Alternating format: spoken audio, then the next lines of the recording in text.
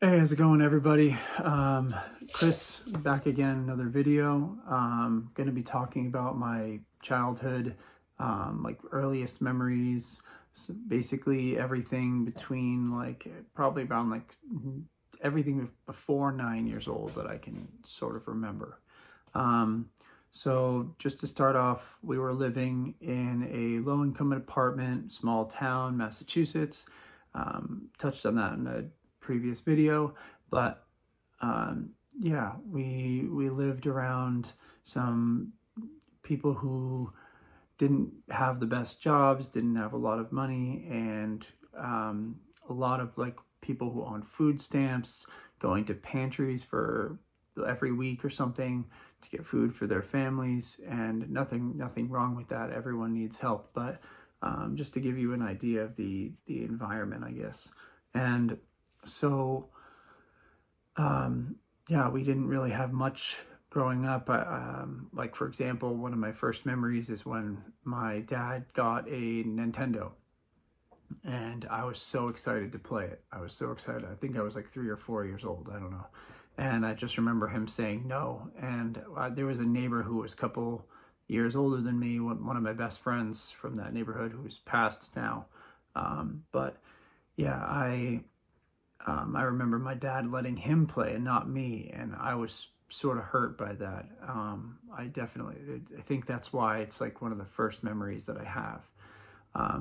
But yeah, then after that, we move on to like the happy memories of my mom. So my mom, who is also passed now, she loved Sweet Child of Mine by Guns N' Roses, and would hold me in her arms and like swing and like dance around with me throughout the house. She also used to do that with like Ice Ice Baby. And then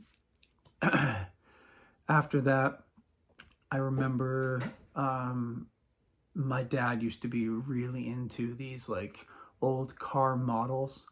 And from what I've heard from my mom growing up, is that once I learned the word no, my dad sort of like backed up from me a little bit because I wasn't like his little helper anymore. I didn't just go along with everything he wanted.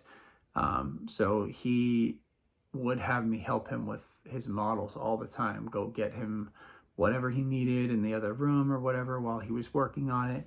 And that's another memory I have. I don't really get deep into that one though.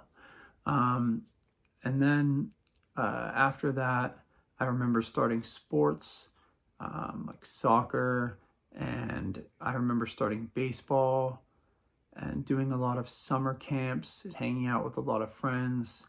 There was a lot of stuff in our neighborhood, a lot of young guys that were older than me at the time, but there's a huge neighborhood area with a lot of fun things to do, and it was a huge backyard with a pool, and everything was a lot of fun. Um, we used to go swimming all the time, play frisbee in the backyard, and everything. Um, but that was all wonderful things for a kid growing up. But um, some of the other stuff that got further into that is when my dad started working nights at like a local like store in town. My mom would pick him up after his shift. I ended up staying up really late all the time because I wanted to see my dad. But after a long day's work, my dad was not in the greatest of moods, and he would take his aggression out on the gas pedal. And I was like 7 years old, and my dad would be like whipping it back and forth, and my mom would be crying in the front seat. Yeah, it was just a crazy sort of situation. Definitely traumatizing for me in the back, just like freaking out about what's happening. Like, why is this happening? Why is somebody mad? We just picked you up from work. You get to spend time with us now. Why are you upset? Obviously, I know now that I'm an adult, that life isn't always like that, right? Other things go on when you're an adult. But yeah, and that was a big thing for me as well. And then when I was little, I definitely remember I used to love the movie The Lion King. Um, and every time Scar let Mufasa go, I was like 5 or 6 or something, maybe up to like even 8 years old. I would have to fast forward the little VHS tape that I had. I would have to fast forward it because I would cry every time. And I remember my dad sitting on the couch and taking the little remote from me and forcing me to watch it. And I remember him calling me a baby, which is definitely like a fucked up, sorry, excuse my language, but sort of a fucked up thing to do to a young kid. Yeah. And it sort of pushes that whole thing of masculinity into a young boy, which you don't need to do. It's a probably still one of the saddest moments in any movie ever. And anyone can start crying from that. Anyone can get emotional from that connection that you have. Mufasa was a wonderful character, such a strong role model in that. And just to see him let go is horrifying, especially for Simba watching him from up top. It's a hard scene to watch, even for an adult. But yeah, and then yeah, I mean, that's basically about all the memories I have, young memories. I remember going to games and my dad not really like wanting to be there for some reason. I don't know if it had to do with just him being bored or him not being supportive, or maybe he was shy with all the stuff going on. It's definitely something that I should ask him.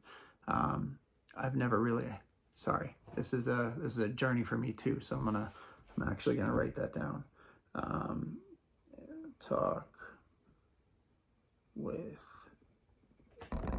Dad about sports.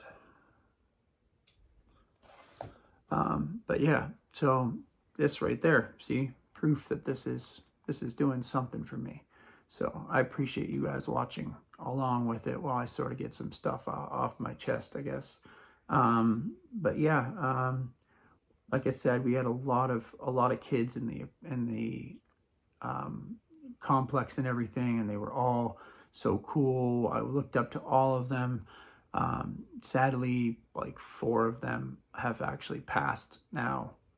They weren't much older than me. I'm 36, but I think they'd probably be around 40 now, but like a lot of them have passed. One committed suicide, one drowned in an accident, another one got into a car accident. Yeah, it's crazy. So I feel lucky to be here still, and to not have any big drug problems or anything like that, and to not have any suicidal thoughts or anything like that either. Yeah, it's very important. But anyways, again, so these videos are sort of like really off the cuff for me. I have like a couple of notes here that I wanted to talk about, but except for that, I keep these videos like super raw because I want whoever finds them to see the whole process, you know. There's a lot of like insecurities and stuff that I'm working through, and a lot of things that I got going on, and I just want you guys to be able to see what I'm going through, so if you are going through the same thing, you can also pull through and make it through it as well. But if you ever need anything or anything, just comment below and reach out. My name is Chris, and I'll do my best to be here and give any help that I can. Okay. But thank you guys for watching. Much love.